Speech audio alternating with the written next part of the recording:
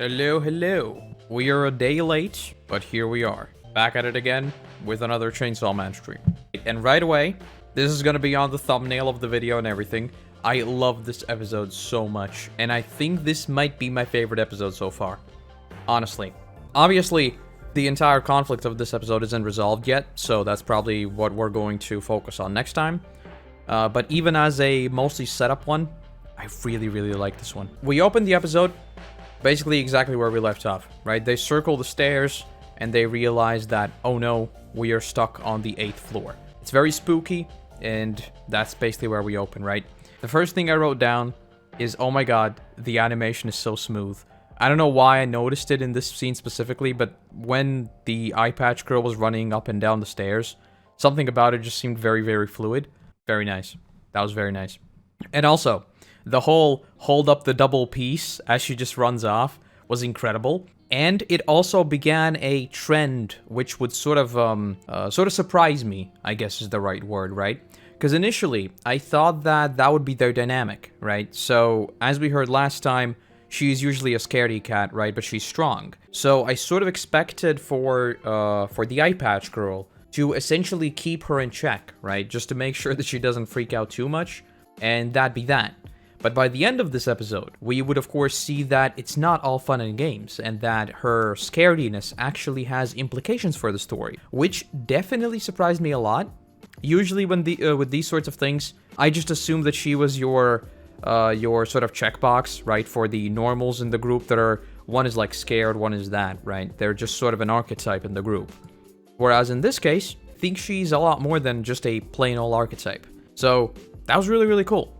And another thing, in terms of the animation, I think they were looking at the painting, and then Aki walks past it, right? And there's a reflection, like an actual reflection that is accurate and everything. And I just wrote, why? You did not have to do that. You do realize that, right? So again, they're going over the top with the animation in each and every scene. From the looks of it, we're 6 episodes deep, right? And the quality is still up there. So this doesn't seem to be the case of we open with everything we've got, and then with each episode, the quality just slides and slides and slides and slides. They've been keeping it up, and it's ridiculous. And also, one more thing with the animation. There's like the fisheye shot, right? They realize that they're trapped here, and then we just see like the wall, and then it just like becomes more and more sort of the fisheye lens. I don't know how to describe it else. That was really cool. I like that. Obviously, as I said last time, I like the whole psychological aspect of it, and this sort of confusing and incomprehensible puzzle of sorts. I love it. I love it. I actually think the best will come towards the end, honestly. We'll see, because, I mean, that's usually how you would manage your budget. You throw everything at the wall in, like, the first couple of episodes just to get people into it, right? Like, look at this, it's pure eye candy. Then you sort of tune down a little bit, because, I mean, whoever's stuck around will probably stick around. And then you end on a high note, right? Because that's what people remember. So we'll see whether or not that turns out to be true.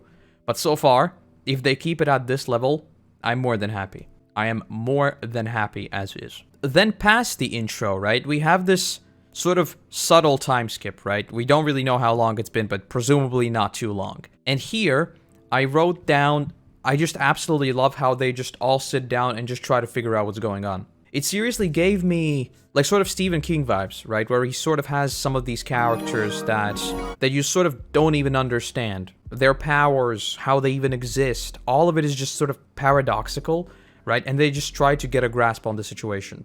That was really good. I really enjoyed that. I do very much like myself a whole bunch of Cthulhian horror and all that too, because that is also sort of that mind-bendy, impossible, paradoxical sort of stuff. I wrote down here, which would be very invalidated later on, right? I wrote down, I love the normal vibe. The scaredy girl is having a complete breakdown. Power is just laughing her ass off. That clash of these archetypes was handled so well here. And I liked it throughout this entire episode. Obviously, most of this episode has nothing to deal with the devil itself. It's more so just the character dynamics that come in this sort of cabin fever setting. And that is hands down my favorite part of this episode. I would honestly love to watch them tackle these sorts of psychological enemies in the future, where all of them are just pushed to the edge, not through some sort of physical challenge or anything like that, but purely to see how they would react in a variety of situations, right? Maybe each of them would have to face their own, like, fears head on or something like that. I don't know. I love these sorts of concepts, and I think that was done very, very well here. And again, the Eyepatch girl is trying to calm her down, right? Because the devil, of course, gets more powerful. And that was another thing that was continuously at the back of my mind with the Scaredy girl. Because obviously we know that the more people fear a particular thing, the more that devil becomes more powerful, right? So that was also this sort of another thing that would tie into the episode backwards, that you found out that it's like the Infinity Devil, right? That it's sort of infinitely also feeding off of you, which is a nice little callback, I suppose, if that was intentional. I don't know. And to play up that whole mystery, they also gave us the scene of the clocks all being stuck at 8:18, which was, again, just super mysterious, sort of impossible, sort of like your Stranger Things type of deal, sort of like your Stephen King type of mysteries and all that. Though speaking of character archetypes, continuing on that, we get the absolutely incredible exchanges that happen between Denji and Power. We basically hear that Denji is just like, well, we're stuck here, right? And we really don't know what to do. And the clocks are stuck. So clearly, I could just sleep forever. And I was like, okay, that makes sense. I mean, for Denji, makes perfect sense, right? Clearly, the dude has only worked for literally his entire life. So clearly, he finds this room where the clocks don't move. What else is he gonna do but fall asleep, right? There's nothing to fight. He's good. He just goes to sleep. And I also like that all of them were sort of like, did he really just fall asleep? Did he really just do that, right? Because we have the whole Aki and the Eyepatch girl are just trying to figure everything out, right? They're just looking around, trying to get a grasp of what's going on. We get the clock, we get like the Eyepatch girl also talking about how they don't even know exactly how long they've been here and all that. And then there's just Power and Denji who are up to their own shenanigans, and then the normals are sort of in between there, and they would come up later as well. And speaking of the Scaredy girl, the throwaway line we just got, that she's like, yeah, she got too scared and started drinking toilet water, so I knocked her out. And I was like, oh, so this is how they tackle these sorts of things. Fair enough. Fair enough. It gave me a solid laugh, and I think in terms of managing the tone of the episode overall, that was also just a nice bit of levity in the midst of all that. Continuing on with the complete chaos, Power says that, you know what, I've come up with an idea. I want to win the Nobel Prize. She basically just goes on for about a little bit longer, right? And then she's just like, okay, I'm gonna make everyone miserable. I'm gonna impose a 100% sales tax. And just how stupid that was pure brilliance. I was laughing my ass off. I was having a good time. It was great. I enjoyed every second of it. But then, in classic Chainsaw Man fashion, the tone is flipped on its head immediately, right? We drift into a flashback. She basically says that they smoke the same cigarettes, right? Aki and the Eyepatch girl. And we get what I assume is one of their first ever meetings, where she basically says that they're good for socializing, which, by the way, that is true. We had a study on that. I remember reading about it. It basically examined these sorts of not very healthy things, like drinking and smoking and all that, and they sort of drew correlations between your social circles and all that. And yes, it is the thing, but it's disgusting, and stop doing it. You smell. So that's exactly what I wrote. It's true, but not worth the stink. It's disgusting. Don't do it. You don't look cool, no one likes it, trust me. That's my take on that. The fact that Aki, who I liked so much, was broken by this promise of socializing. Frankly, I'm disappointed.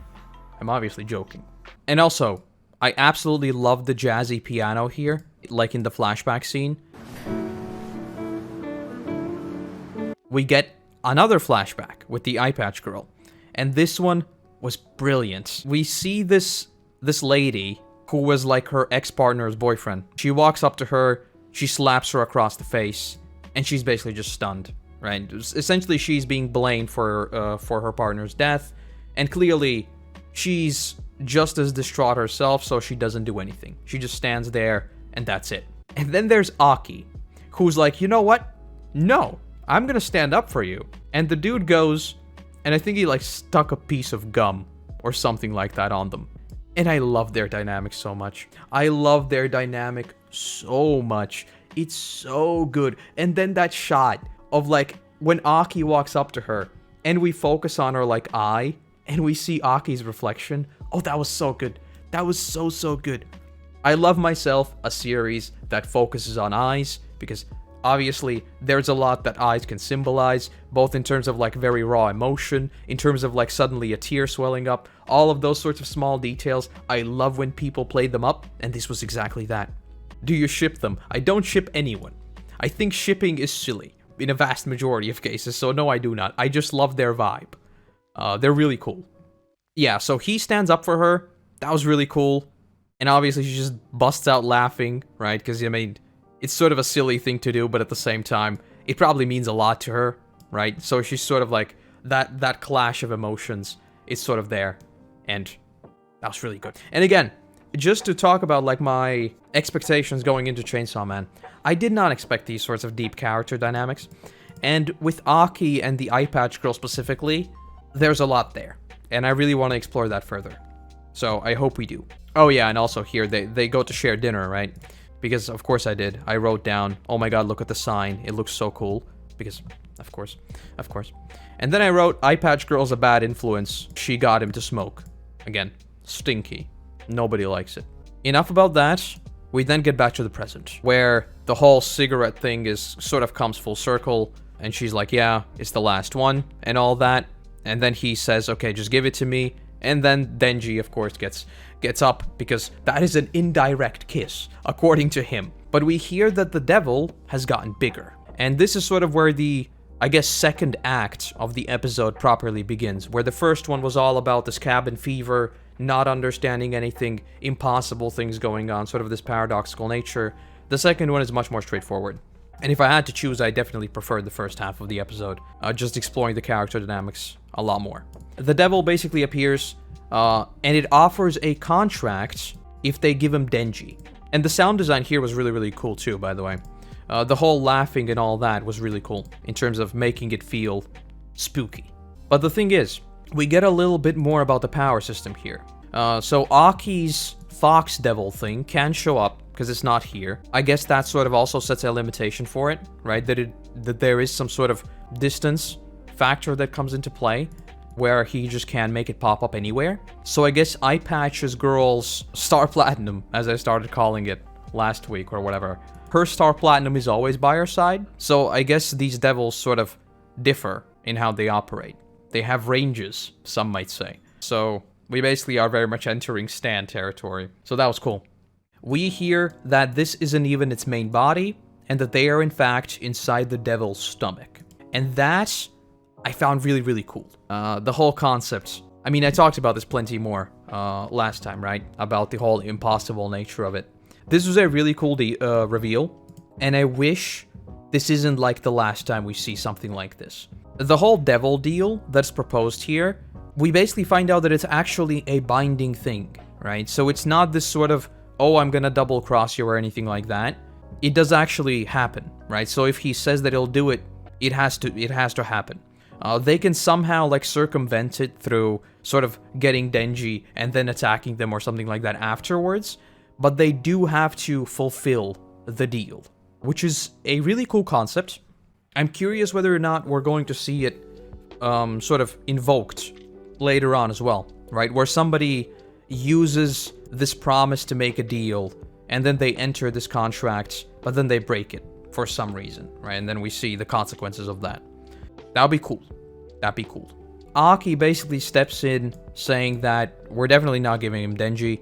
Clearly they want something with Denji, so us giving him up is just a bad idea all around. If we do give them Denji, we're probably not gonna make it out of here, right?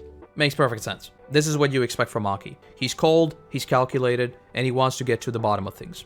But this is where the scaredy cat girl comes back into play, right? Because she walks out, and she is actually terrified. Right now, she's sort of knocked to the ground and nothing happens, which is what I expected. Going into this episode, I sort of expected it, for it to be exactly that. She wouldn't really do anything. I thought that she'd be scared, and that's basically what we try to get around. And that she wouldn't really play into the plot much, she'd just be your archetype.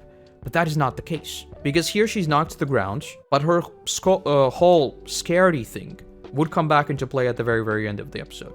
So again, continuing to subvert my expectations, if you will. Power, of course, steps up, saying, If we don't get out, I can't win my Nobel Prize. Then when Denji is basically just like, well, we can't really fight it or anything like that, right? She just says, okay, shall we wrestle to pass the time? Denji and Power's dynamic is incredible. They are just a chaotic duo, and I want to see more of them just trying to mess with each other, basically.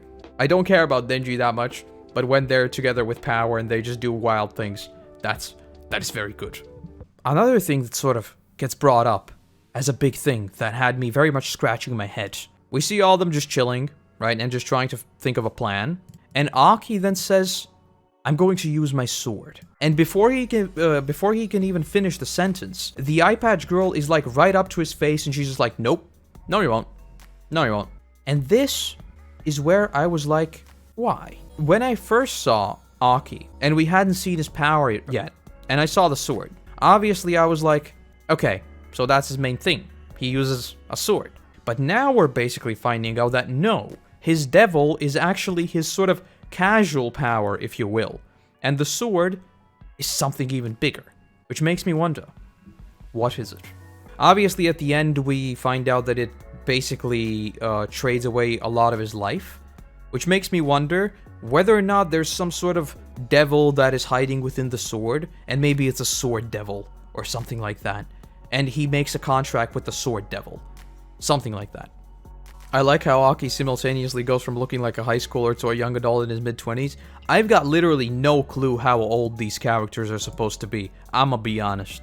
If you told me Aki is 45, I'd be like, yeah, I can see that. If you told me he's 19, I'd be like, yeah, I can see that. I've literally no clue what ages these characters are supposed to be. I mean, it's not like it really matters that much. I guess the only one is probably Eyepatch Girl, right? Because you want to sort of expand on her history and how many ex-partners she's had and all that. Denji might be 16 because he's supposed to be underage. Denji is a very, very thirsty boy, so he could be 16. He's a very, very thirsty boy. 16 makes sense. Returning to the episode. While they're still trying to figure it out, the dude whose name I forget, right, the normal dude, walks into the room. He sees that all the food is eaten, and Power is just there.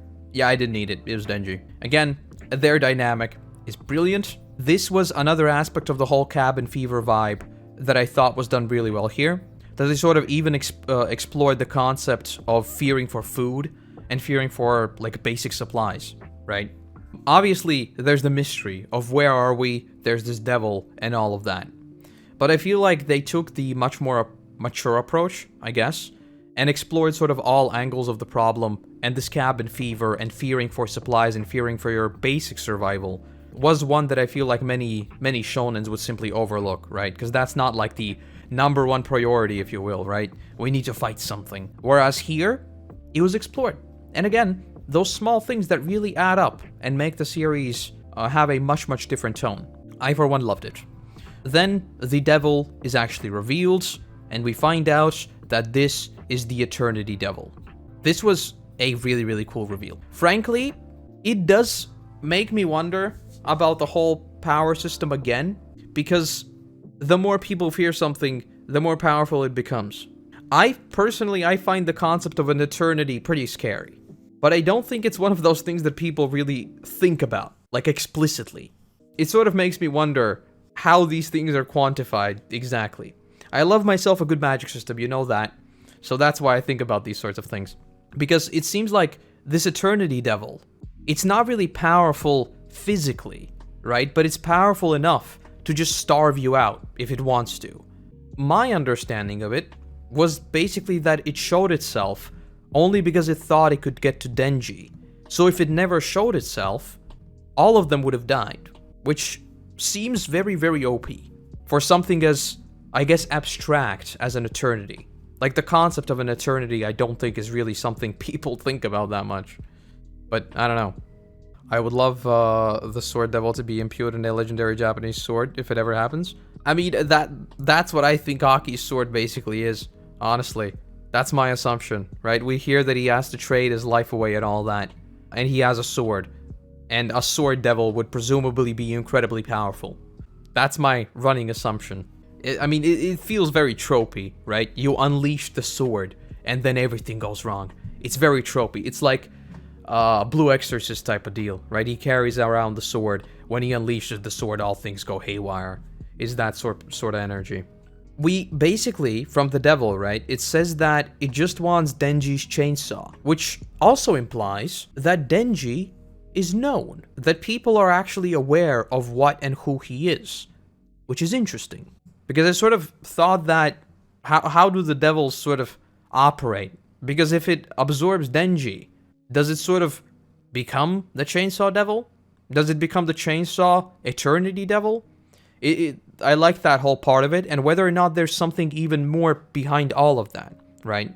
Because does it want Denji for itself, or does it want Denji for someone else? There's a lot going on here that is sort of left ambiguous. I'm guessing we might hear more about it next time, but I guess only time will tell on that. I find that really interesting. The fact that it just straight up calls Denji by like his name, essentially.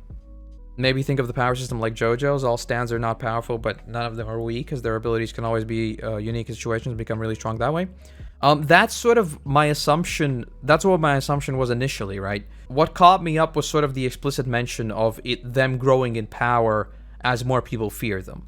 Growing in power, I mean, it insinuates in some manner that your ability becomes more intricate or more powerful, or maybe it can do more, right? So maybe if this devil was weak, it could only trap one person, whereas now it can trap multiple.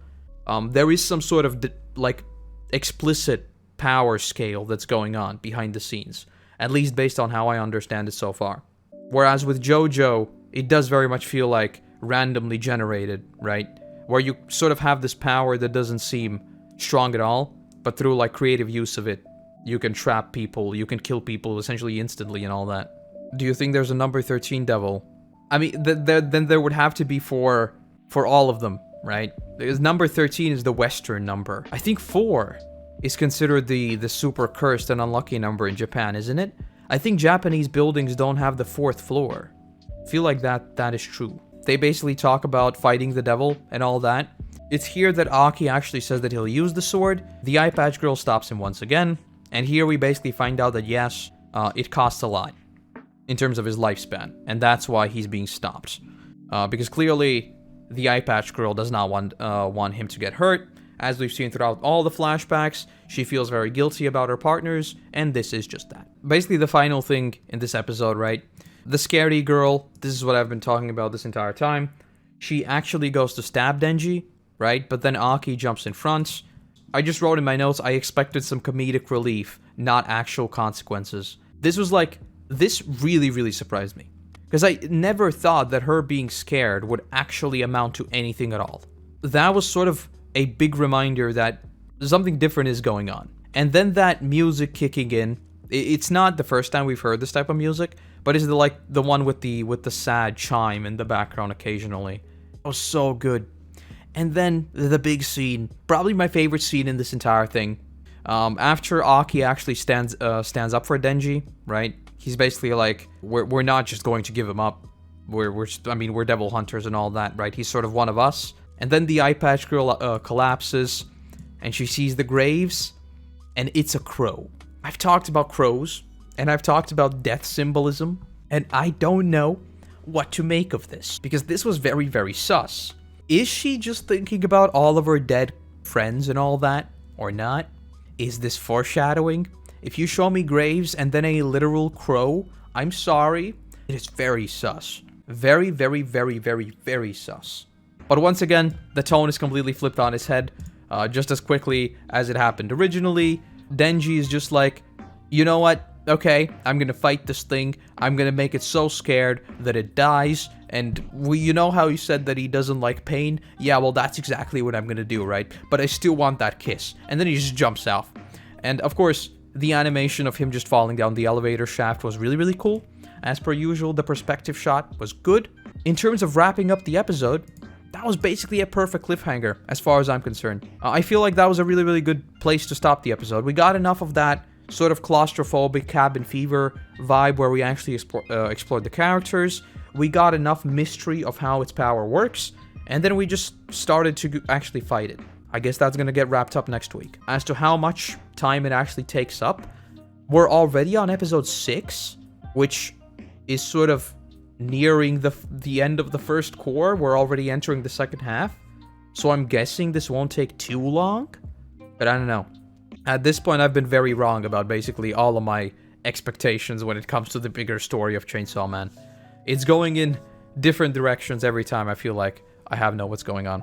The last thing in this one is ending 6. This one, again, with the whole infinite stairs and the sort of impossible shapes and all of that, the almost Cthulhian horror of unimaginable things and places. I love the visuals, but the music in this one was sort of 50-50. I really liked the whole distorted and sort of looping nature of it. Again, the whole infinity thing, right?